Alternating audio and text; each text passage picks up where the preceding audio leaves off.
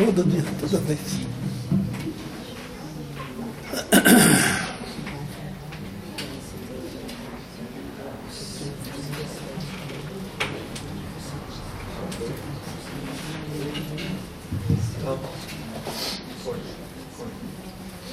Boa noite a todos, é um enorme prazer estar aqui de novo uma semana depois. Então a gente vai falar a segunda parte agora do capítulo 9, parte 2, agora psicografado pelo Chico, do Sexo e Destino. Então, sempre a Silvia que está coordenando esses cursos, né, que a São Paulo ministra aqui uma vez por ano, da série André Luiz, né? Toda vez que ela me escolhe, eu peço para ela, por favor, deixa eu falar um capítulo inteiro numa aula só. Porque meu maior medo é chegar aqui na frente e não ter mais assunto, eu ficar em branco. Mas esse é um tema assim infinito, é muito grande esse tema, então não corro esse risco. E como está no finalzinho do capítulo, eu usei algumas outras obras para a gente discutir até o final. São essas daqui. Então, a gente parou numa parte mais interessante, na minha opinião, pelo menos, do capítulo, em que Neves questiona diretamente ao Félix, que é o orientador, sobre a homossexualidade. E Félix responde que inúmeros espíritos reencarnam em que ele chama condições inversivas, ou seja, o indivíduo ele tem atração ou se identifica numa polaridade masculina ou feminina e vai encarnar num corpo de polaridade oposta para ter que lidar justamente com esses conflitos, né? E isso pode se dar desde nas lides expiatórias, então por um excesso de identificação ou polaridade masculina ou feminina, essa inversão será terapêutica de alguma maneira, um desafio frente à eternidade para esse espírito se equilibrar de alguma forma, ou obediência a tarefas específicas, de modo em que vai ficar mais difícil ou menos favorável que esse espírito encarnado ele possibilite drenar ou entregar muita da sua energia na questão do sexo, convidando até de alguma maneira, impelindo a sublimar isso de outras formas, a colocar essa energia de outras maneiras, pelo menos em algum grau.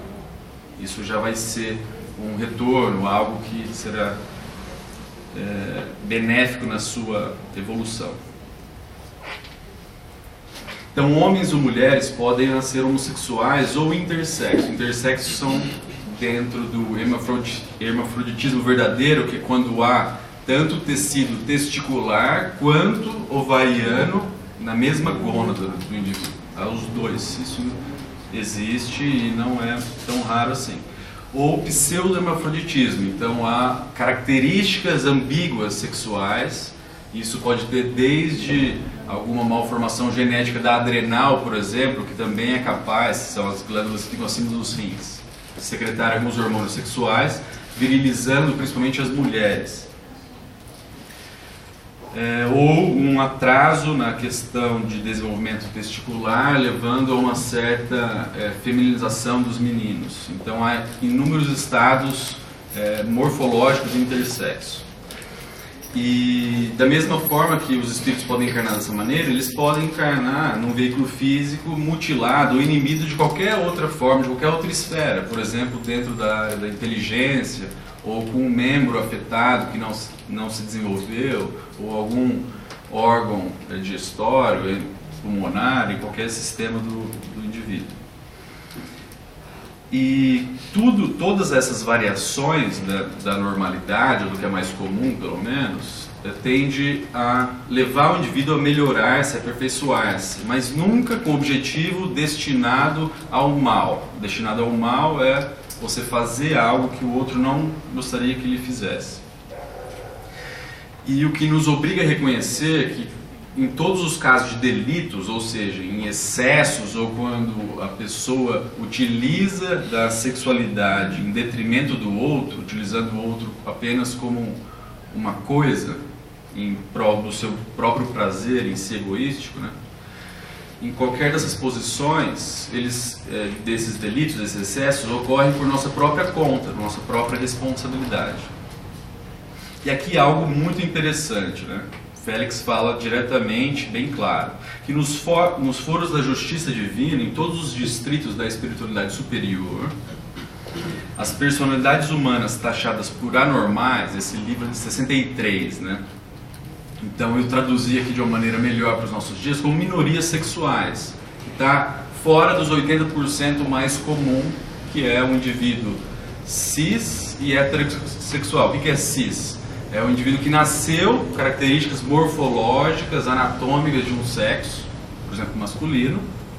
Ele se identifica, a identidade de gênero, que é como ele se identifica dentro da polaridade masculina, e tem atração pelo sexo oposto. Isso é a maioria.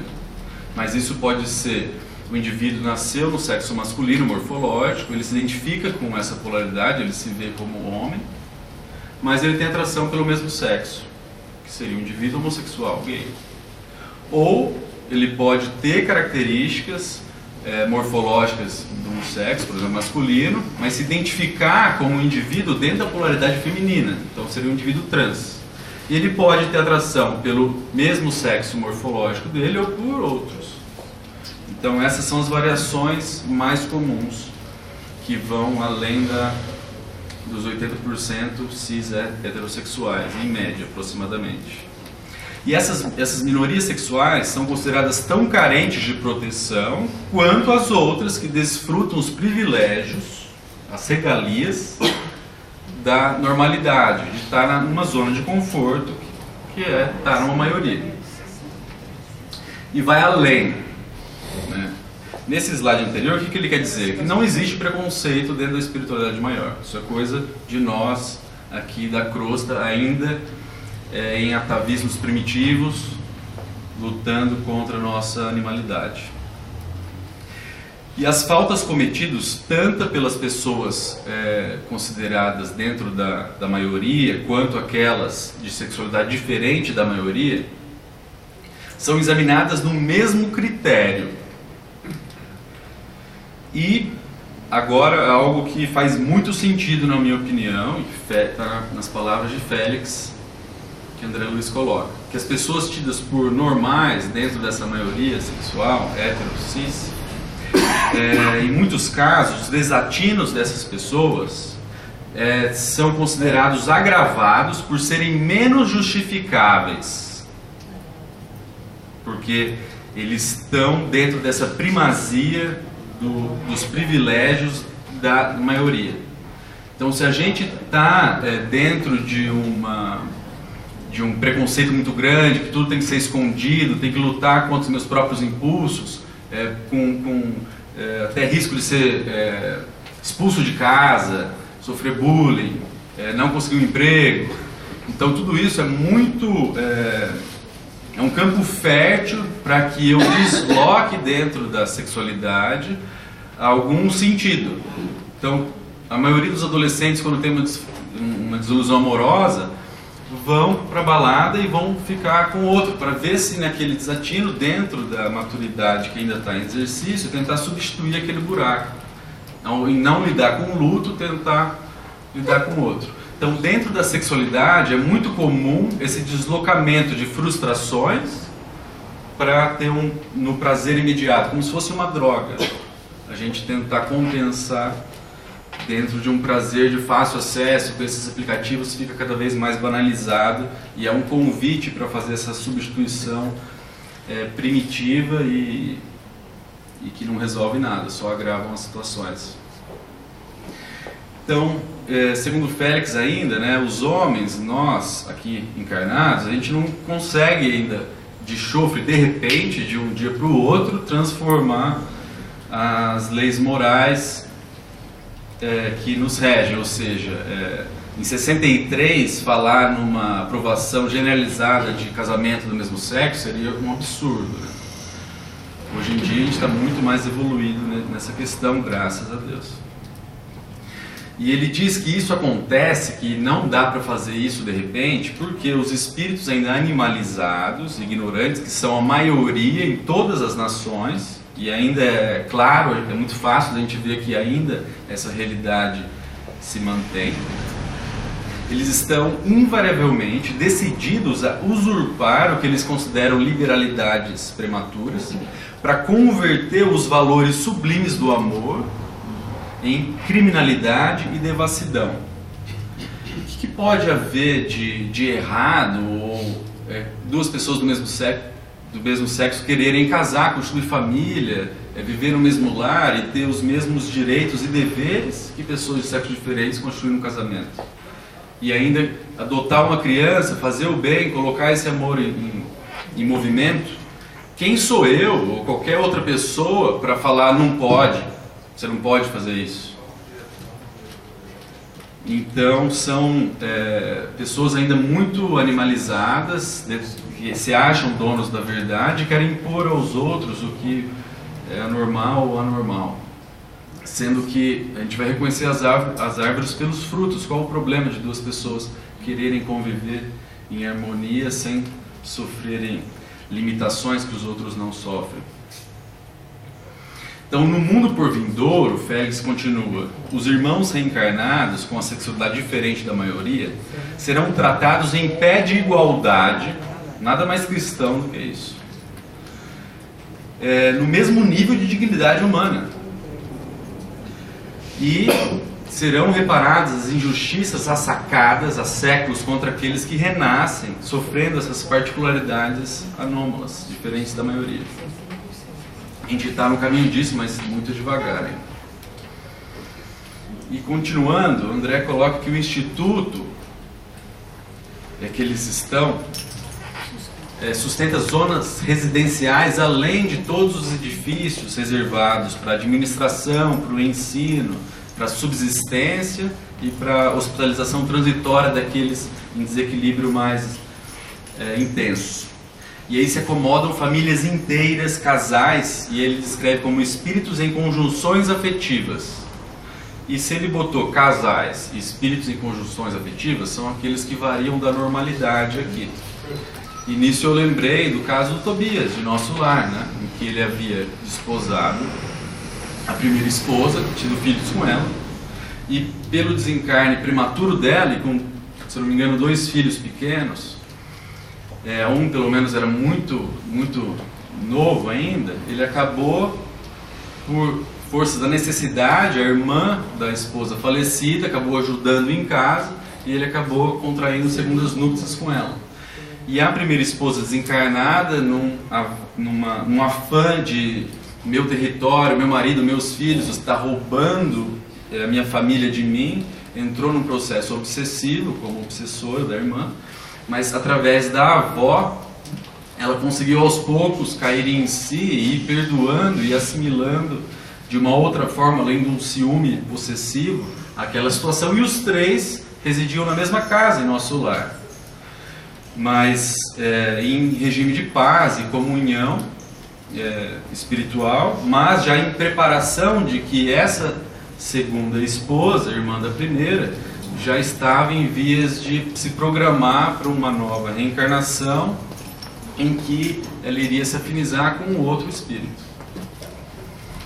Mas são tantas as possibilidades de relacionamento dentro da complexidade que a vida e está cada vez ficando cada vez mais complicadas as coisas, né? Que essas conjunções afetivas de diversos matizes vão ser cada vez mais comuns, aparentemente. Além de repúblicas de estudiosos. E Marita, que havia desencarnado recentemente, se encontrava naquele mesmo sítio, internado num parque que era destinado para os convalescentes, aqueles que estavam se recuperando. Mas Félix disse que não era muito boa ideia eles visitarem ela, porque iria suscitá-la a lembranças e se apegar mentalmente a toda aquela romagem conflituosa do lar e fazer ela ter uma recrudescência da sua recuperação. E ela estava bastante traumatizada ainda, mas estava mais tranquila. E Félix já havia rogado, pedido aos seus superiores, orientadores, amigos, para que houvesse com urgência um retorno de Marita para o ambiente familiar no Rio. E quem conhece o livro, qual seria, filhos de qual casal seria mais? Você já deu toda a pista aí. Conhecendo, né, lendo algumas obras, né, não seria nada mais natural do que se ela casasse, se ela renascesse dentro do ventre da própria irmã e filha do pai do seu último amor, que teve a questão da traição com a Marina, a irmã da Marita. Porque seria um convite da existência, da sabedoria divina, para que se reharmonizasse o amor daquele trio, em outras disposições que não fossem a questão do apego, do sexo pelo prazer, da posse, em outras formas. E com isso não se perderia a questão do adiantamento desse resgate do pretérito. Então nada do que ela sofreu, estava sofrendo, era em vão. E esse suicídio aconteceu, não era obviamente planejado. No Almas Irmãs, eles tinham toda a programação reencarnatória da Marita, mas esse desencarne dessa forma não era planejado. E muito menos que o pai biológico dessa cometesse esse desatino, né, de ir em direção dela com intuito sexual. Isso foi de responsabilidade e carga de responsabilidade inteira dele, né? E ela se desequilibrou total, não tinha nenhuma estrutura, né? E era bastante natural que ela se desequilibrasse dessa forma. Quem de nós naquela situação não tinha para onde correr, não tinha um ser vivo que a acolhesse. Então a reencarnação de emergência funcionaria da maneira de um operário numa fábrica que quebra uma máquina e ele se recorre a outra sem se afastar da oficina. E o processo tramitava desde a véspera nos órgãos competentes. Se fosse aqui na Terra, estaria no fórum, esperando, aí ter a primeira instância, aí depois a segunda instância. Poxa, você vai deixar a gente comer? Espero que ela seja mais rápida e mais ágil que isso, com certeza. E aí Neves puxou o assunto, né, e falou da tese defendida por vários religiosos aqui na Terra, de que há um dia específico para o desencarne de todos nós. E Félix responde que há planos realmente pré-fixados e ocasiões previstas para o desencarne, com relativa exatidão, mas de uma maneira que é natural, né, a gente se pensar, né, os interessados somos nós, a gente vive fazendo escolhas o tempo todo, né? Nós somos responsáveis por nosso próprio pensamento, ninguém consegue parar de pensar, a gente pode parar de se identificar com o pensamento através do processo de meditação, mas a mente não para de produzir nem um segundo. E com isso a gente vai fazendo escolhas que vão melhorando ou piorando a nossa própria situação. Então ele resume que qualquer dia é dia para a gente criar destino ou reconstruir destino.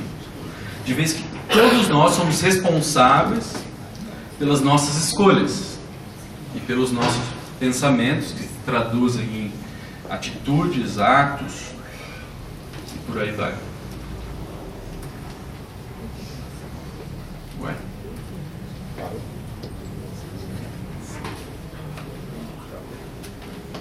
Acabou. Opa.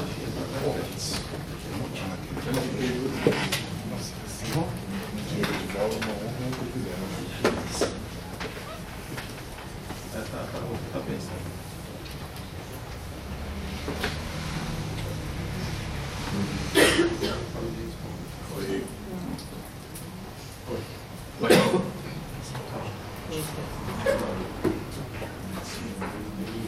Você copiou ele aqui, ó.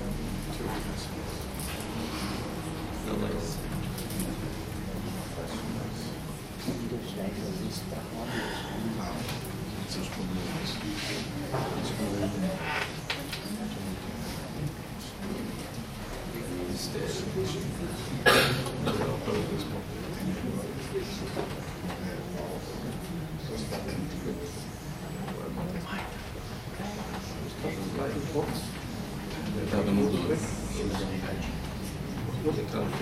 Isso.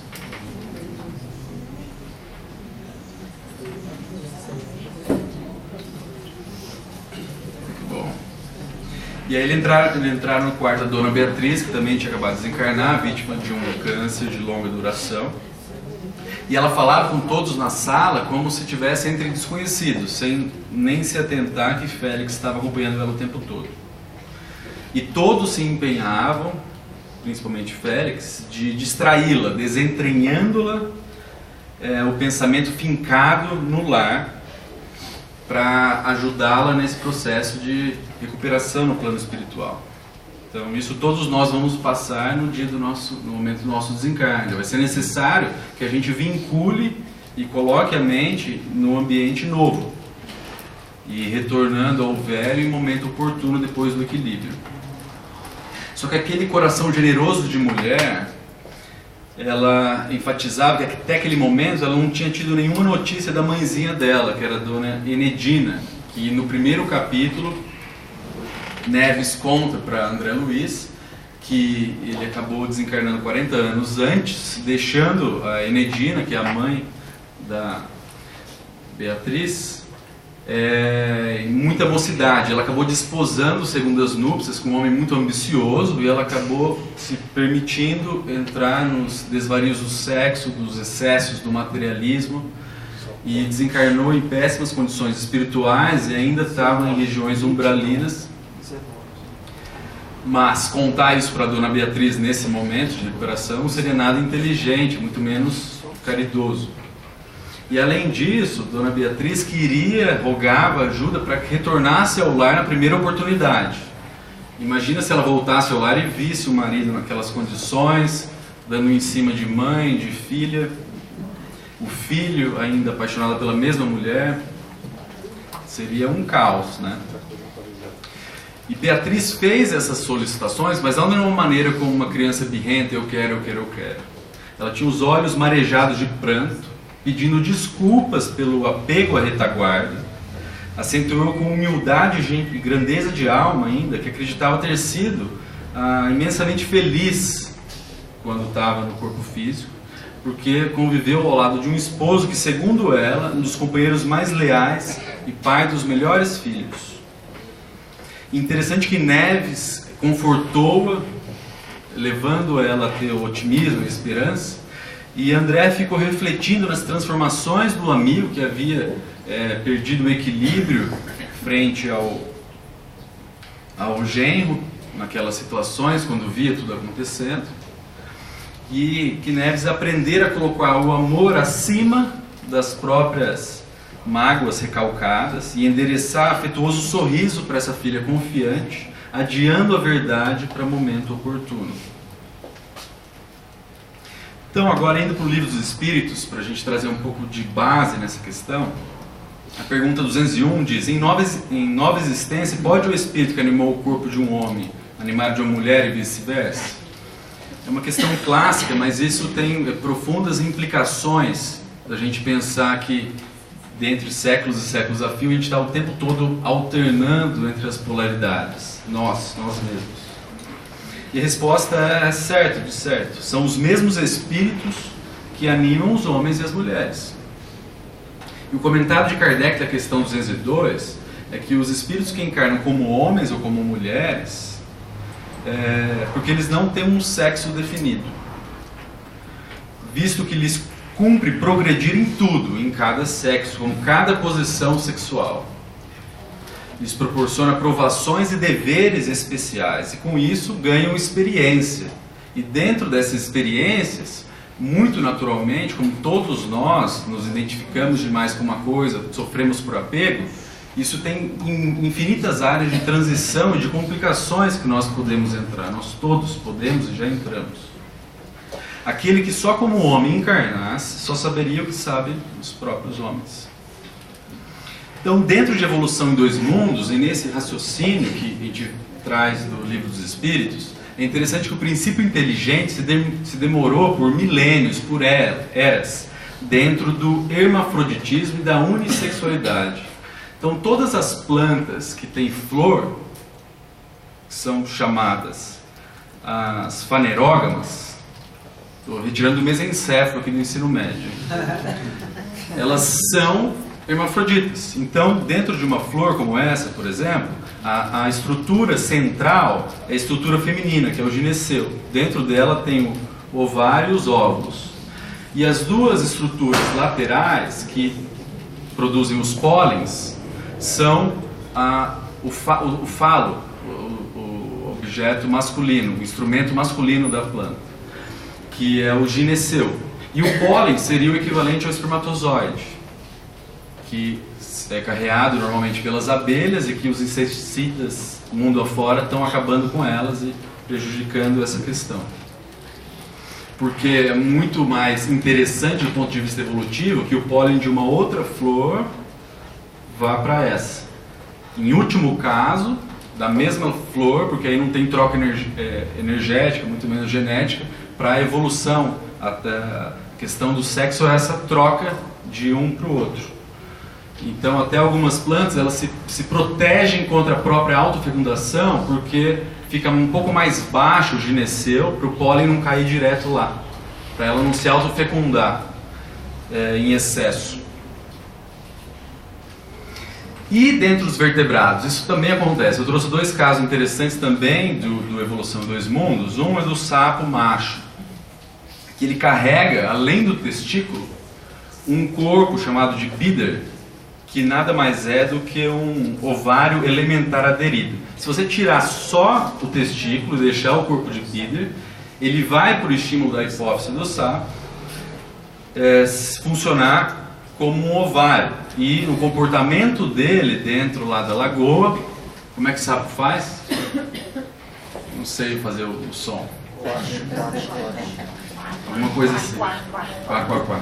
Então, em vez, quando está naquela sinfonia lá e os sapos ficando em cima das sapas fêmeas, ele vai mudar o comportamento. Ao invés dele ir para cima, ele vai ficar passivo e deixar um sapo macho subir sobre ele, por ação hormonal. E nas galinhas, de 5 a 10% acontece o inverso. Você tira o ovário esquerdo, que é o mais desenvolvido, e o direito, em até 10% delas, que é rudimentar, ele passa a desenvolver como um testículo. E ela começa a ter um comportamento de um galo e adquirir, de acordo com a idade que foi feito isso, características mais ou menos intensas do sexo oposto, no caso do galo. Então, todos os vertebrados, e ainda nós, da espécie humana, somos herdeiros das mais complexas experiências aqui na Terra, nessa crosta, pelo menos. A gente não possui apenas glândulas sexuais bipotenciais até certo ponto embrionário. Depois que já está desenvolvido, não vai voltar mais a glândula, né? No caso do testículo ou ovário, não vai virar no outro. Mas todo o cosmo orgânico é capaz de reagir aos hormônios de um outro sexo. E quanto mais precoce é esse estímulo ao outro sexo, maior serão os impactos disso. Então, por exemplo, até tem um caso no consultório, uma paciente que tem um defeito enzimático da glândula adrenal, que gera um aumento de hormônios sexuais masculinos intraútero. E no caso mais grave, tem complicações nefrológicas, perdedora de sal e alta mortalidade. A irmã dela teve essa forma mais grave e faleceu. E ela teve a forma menos grave, mas já nasceu com uma genitália ambígua, com maior características masculinas. E tem que ser feito um diagnóstico precoce, você identifica qual que é o sexo preponderante e usa o tratamento hormonal para proteção, para desenvolver o sexo biológico mais preponderante nesse caso, evitando-se um hermafroditismo, nesse caso pseudo-hermafroditismo, mas muito mais grosseiro. Então, existe toda essa potencialidade de ambos os sexos. O cromossomo Y é aquele que tem a característica que faz com que se iniba o desenvolvimento do útero e faz com que a diferenciação da gônada primitiva embrionária vire um testículo. E é tudo uma questão de genética, como se você colocasse um programa e ele vai desenvolvendo dali em diante. Mas se você externamente fizer essa mudança, o corpo vai responder. Então, os hormônios possuem ações estimulantes ou inibitórias, mas são os impulsos originários da mente, por intermédio do corpo espiritual, que são os mais importantes nessa questão do controle hormonal. E os hormônios apresentam uma influência orgânica na manifestação dos caracteres sexuais, mas não de forma monopolizadora. Se fosse assim, não existiria transexualidade ou homossexualidade, por exemplo. Então, os hormônios, eles ditam as características biológicas, morfológicas, mas não mentais e psíquicas. Então, um exemplo interessante disso, né, como os hormônios sexuais obedecem aos influxos da mente, é que, eventualmente, nós mesmos produzimos certa quantidade de hormônios do outro sexo. Então, dois exemplos interessantes é o hirsutismo, que é no caso das mulheres que desenvolvem muitos pelos pelo corpo em excesso. Então, isso aqui é um desenho da época medieval, então isso sempre aconteceu na humanidade. É a mulher barbada do circo. É a mulher barbada do circo, exatamente. Ou, no caso de jovens masculinos, durante a adolescência, ginecomastia. Então, isso aqui é uma foto antes e depois da cirurgia. Mas são exemplos com uma hipótese médico espírita, que a própria mente do indivíduo inconscientemente produz hormônios do outro sexo. Eu não chamaria de desequilíbrio, né, mas é uma consequência da complexidade evolutiva do próprio espírito. Então pode ser um resquício de uma das últimas encarnações. Essa expressão dá uma briga danada. Eu entendi que você fez a adaptação. Se você falar que é uma... Se você colocar como anormalidade, dá uma briga danada. Teve até 79, o homossexualismo no Brasil era considerado uma doença. E caiu isso no Conselho Federal de Medicina. E na hora que caiu isso, a briga toda dessa turma é para você não se referir a eles dessa maneira. A expressão anormal é uma licença poética aí. Por isso que ele fez por isso você fez essa correção, que não é visto mais dessa maneira. Agora, entre nós, aquela dificuldade que eu tenho, a poliafetividade, você pode defender os filhos. Agora, a relação poliafetiva, por exemplo, isso não, na minha concepção, não daria para aceitar, porque ela afasta a nossa responsabilidade. Eu concordo, eu vou trazer isso. Eu acho que a gente tem que pensar na questão de como que a gente gostaria de ser tratado se a gente tivesse nessa disposição do outro e escolher as palavras mais amorosas nesse sentido. Então, a sede real do sexo não se encontra no veículo físico, mas sim na estrutura espiritual, no espírito e no perispírito. E embora a maioria das consciências encarnadas elas estão ajustadas dentro daqueles 80% que eu disse, o sexo ele é majoritariamente mental, transcendendo qualquer impositivo da forma física. Então a sexualidade é um sistema de polaridade, que não é restrito à nossa estrutura morfológica. E para a mudança de sexo na reencarnação, em face da necessidade de experiências da outra polaridade, isso aqui Herculano Pires coloca no livro Mediunidade. Basta essa inversão da polaridade, que o Félix falou no começo. E essas inversões se processam no perispírito. Então, da mesma maneira que, por exemplo, André Luiz, antes de vir para a crosta a segunda vez, ele foi lá no departamento educacional de Nosso Lar, no Ministério dos Estudos, esqueci o termo, mas ele sofreu lá uma influência magnética para aumentar o campo de percepção mental dele. Existem inúmeras outras dentro do processo reencarnatório de inversão dessa polaridade, por exemplo. E aqui uma pergunta de evolução dos mundos. Como nós devemos encarar a possibilidade da ciência humana patrocinar a determinação do sexo no início da gestação? Então, por exemplo, você dá hormônio intraútero, por exemplo, para induzir a mudança de sexo, ou ter uma alteração genética com esse objetivo. E a resposta é bem interessante porque ele mostra que é possível, isso a gente sabe cientificamente, que é possível fazer isso. A gente tem capacidade tecnológica hoje em dia. Mas as consequências morais são imprevisíveis. e se verificaria apenas no campo morfológico, e você imporia inversões com certeza desnecessárias, porque não são naturais, imprimindo graves complicações de fora o íntimo àqueles submetidos, e totalmente contrário às leis divinas, porque você vai estar fazendo segundo a sua vontade. Doutor, o Michael Sandel, que é aquele jurista de Harvard, no livro Contra a Perfeição, ele usa aquela expressão em inglês que ele diz que isso é uma coisa inquietante.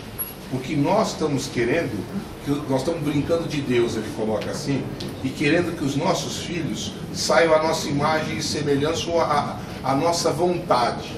E que isso daí não é amor. Ele usa de base a religião predominante lá nos Estados Unidos, então ele acaba usando mais, mas ele faz estas colocações, dizendo que você não pode manipular algo sobre isso. Então, por exemplo, uma coisa é você fazer uma terapia quando o atleta tem um problema físico e você usar até a terapia genética. Daí a você mudar isso para melhorar a performance, ele já acha que temos um problema. Uma coisa é restaurar, outra coisa é mudar. E ele faz essa colocação no livro dele.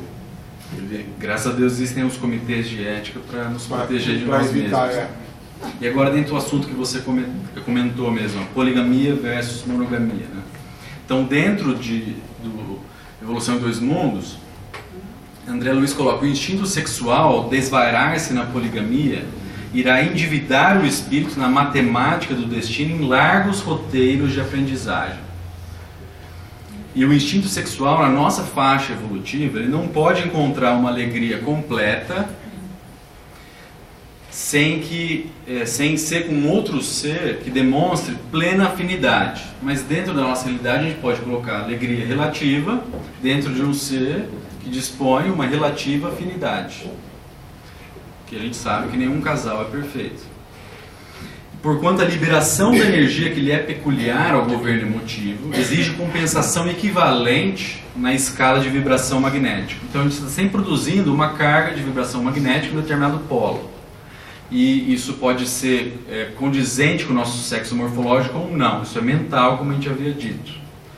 E a gente precisa encontrar alguém do polo oposto que se identifique para equilibrar essas energias.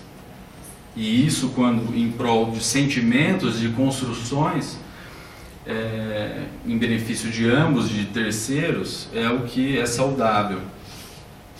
E no Livro dos Espíritos, na questão 700, uma dica da natureza para quem tem algum grau de curiosidade, né? A igualdade numérica aproximada entre os dois sexos existe como um indício da proporção que a gente se deva unir? E a resposta é sim, porque nada na natureza é por acaso, tudo tem um fim, né?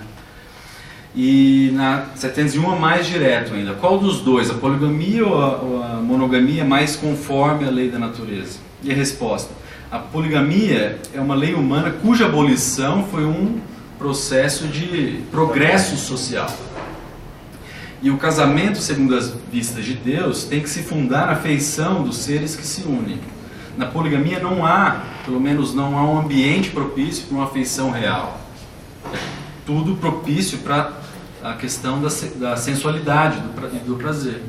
Porque se tem 50% de cada lado, para você haver uma questão de poligamia, vai ter a lei dos 10 mandamentos, não cobiçará a mulher do próximo, não vai rolar, né? É uma questão de matemática aí. Esse é o ciclo, entendeu? Não está no corpo, desequilibrou.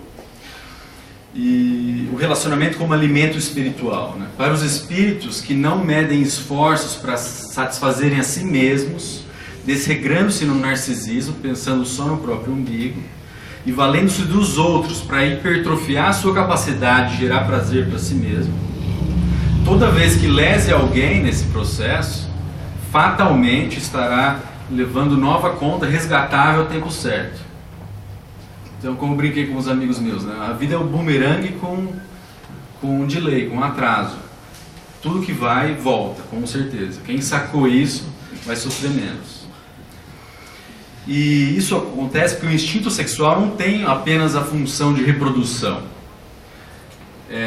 dentre as formas superiores da natureza, né? dentre nós, os seres humanos aqui nessa crosta. Mas, acima de tudo, é reconstituinte das forças espirituais, pelo qual nós encarnados nos alimentamos, na permuta de raios psicomagnéticos que são necessários ao progresso. Então não é uma questão só de prazer e reprodução, isso é a libido, é uma força motriz.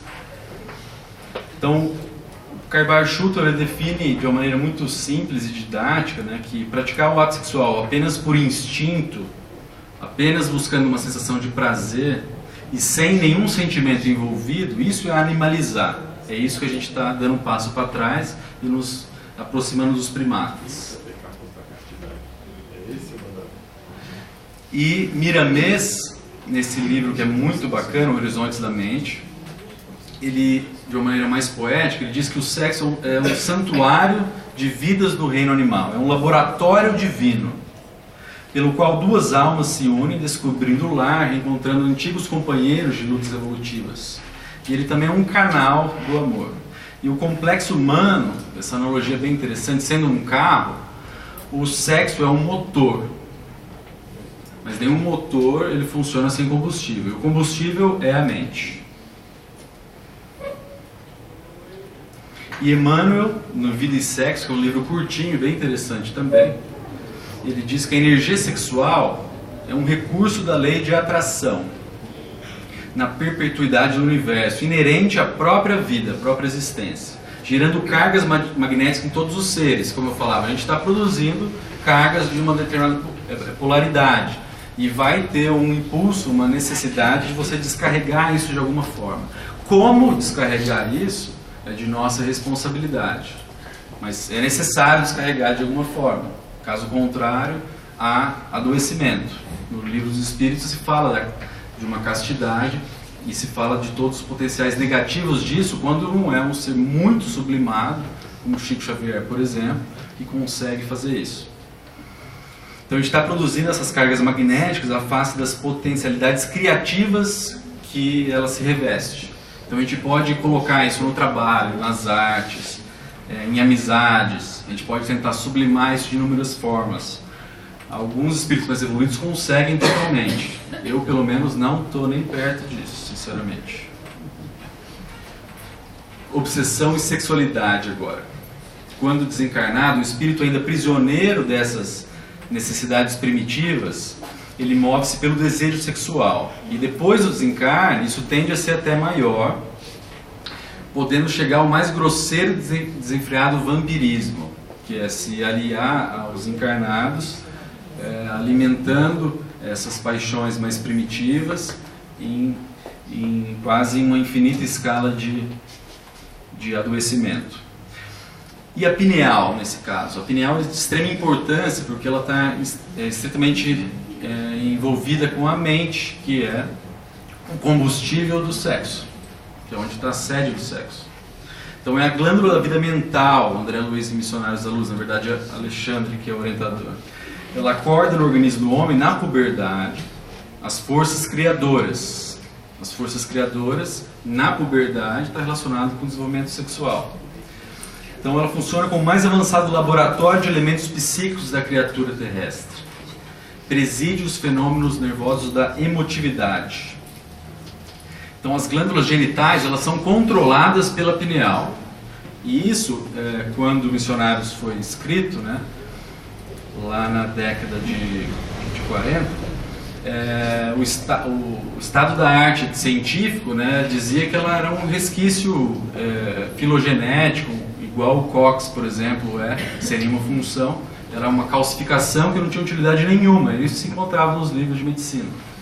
E Alexandre revoluciona de uma maneira muito clara e direta nesse sentido, né?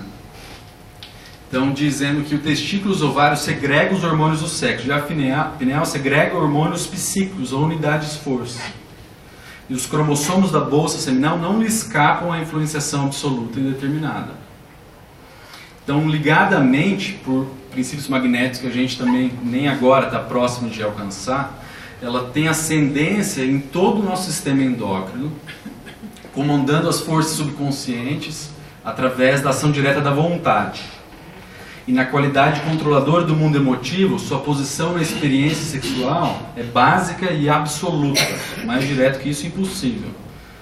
E isso tudo foi 13 anos antes da melatonina ser descrita. Então, a ideia de que a pineal secretava alguma coisa na época era um absurdo. Foi algo realmente revolucionário. Então, na sexualidade quanto no ato sexual em si, a troca energética entre dois polos pode ocorrer em 3 possibilidades. A primeira é sem o envolvimento emotivo de uma das partes. Então, tem um que está apaixonado, digamos assim, ou está interessado em algo mais profundo, e o outro não. E isso seria, desse indivíduo que não está interessado, seria basicamente uma aventura genital. Ele está buscando apenas um prazer mecânico em si. Na segunda possibilidade, ambos os agentes buscam apenas o prazer, uma descarga orgásmica. Nada além disso. E uma escassa afetuosidade envolvida. Então há alguma troca de recursos bioeletromagnéticos, há uma compensação energética, mas em níveis muito primitivos. E quanto maior for a afetividade, maior vai ter essa troca espiritual mais profunda. E André coloca que, de uma maneira assim, está tão aviltado o sexo entre nós encarnados que os espíritos têm tido dificuldade de elucidar o nosso raciocínio. Basta dizer que a união sexual entre a maioria de nós encarnados se aproxima demasiadamente das manifestações dessa natureza entre os seres irracionais. A gente está num nível muito atrasado na grande maioria das vezes. E na rara terceira condição, que é a que todos nós devemos buscar, a qualidade dessa permuta sexual ocorre sobre um influxo amoroso. Então há algum nível de sentimento mais profundo, mais sublime, o interesse pelo outro ser, pela outra consciência que está ali atrás, além do prazer do ato em si. E com isso, a troca de energias psíquicas eletromagnéticas, nessa união dessa qualidade quintessenciada, sustentada pela simpatia e pelo afeto. E isso revigora o nosso perispírito e alimenta as mentes e os corações. Então, além da participação dessa terceira qualidade mais sublimada, do centro coronário, através da pineal, há uma estimulação do centro genésico e desenvolvimento do centro cardíaco. Então há toda uma evolução e um processo de desenvolvimento dos nossos centros de força. Então, como se fosse uma evolução e uma etapa em uma vibração superior, propiciando compensações vitais e espirituais. Então é algo saudável para o corpo e para o espírito. Então, para esses indivíduos que conseguem chegar nesse nível, né, a união sexual orgânica, ela vai ao longo dos anos de um relacionamento deixando de ser uma imposição, porque as duas pessoas aprendem a trocar valores divinos de alma para alma, através de permutas mais sutis, não menos valiosas, gerando realizações espirituais com, às vezes, sem necessidade mais de atritos celulares.